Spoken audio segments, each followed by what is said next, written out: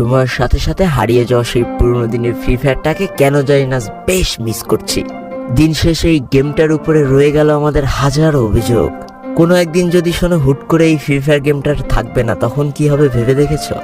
তখন কেউ আর তোমাকে ফোন করে বলবে না যে তাড়াতাড়ি গেমে আয়, কাস্টম আছে। কেউ আর তোমাকে বলবে না যে কাল তো ছুটির দিন, চল আজ সারা রাত গেম খেলি। কেউ আর পাড়ার গলিতে বসে দেখবে এই ফ্রি ফায়ার গেমটা খেলছে না।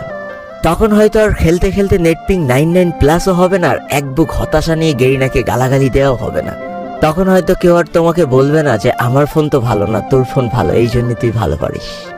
তখন আর হয়তো কাউকে এই ড্রেস কালেকশনগুলো দেখিয়ে গর্ব করতে পারবা না যে দেখ আমি কত বড় প্লেয়ার।